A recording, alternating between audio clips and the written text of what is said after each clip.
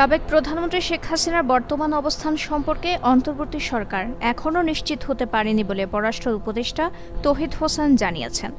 আজ মঙ্গলবার পররাষ্ট্র মন্ত্রণালয়ে সাংবাদিকদের সঙ্গে আলাপকালে তৌহিদ হোসেন জানান, নয়াদিল্লি ও সংযুক্ত আরব আমিরাতের সাবেক প্রধানমন্ত্রী শেখ হাসিনার বিষয়ে খোঁজ নিলেও তার অবস্থান সরকার নিশ্চিত নয়।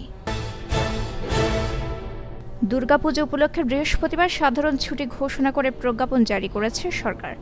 মঙ্গলবার বিকেলে রাষ্ট্রপতির আদেশক্রমে উপসচিব মোহাম্মদ কামরুজ্জামান স্বাক্ষরিত প্রজ্ঞাপনে এ ছুটি ঘোষণা করা হয়। প্রজ্ঞাপনে বলা হয়, আসন্ন দুর্গাপুজো উপলক্ষে 10 অক্টোবর বৃহস্পতিবার নির্বাহী আদেশে দেশব্যাপী সাধারণ ছুটি ঘোষণা করা হলো। সাধারণ ছুটিকালীন সময়ে সব সরকারি, আধা সরকারি, স্বায়ত্তশাসিত, আধা স্বায়ত্তশাসিত এবং বেসরকারি অফিস বন্ধ থাকবে। বাংলাদেশে মানবাধিকার সুরক্ষিত দেখতে চায় যুক্তরাষ্ট্র, এমন কথা জানিয়ে মার্কিন পররাষ্ট্র দপ্তরের মুখপাত্র ম্যাথিউ মিলার বলেছেন, গত কয়েক মাসে যারা বাংলাদেশের জনগণের মানবাধিকার লঙ্ঘনের জন্য দায়ী তাদের জবাবদিহির আওতায় আনতে হবে।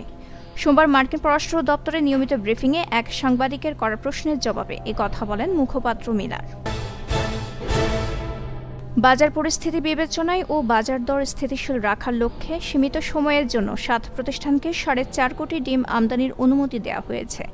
মঙ্গলবার বাণিজ্য মন্ত্রণালয়ের এক বিজ্ঞপ্তিতে বলা হয়, প্রাণী সম্পদ অধিদপ্তরের তথ্য মতে দেশে প্রতিদিন প্রায় 5 কোটি পিস ডিমের চাহিদা রয়েছে।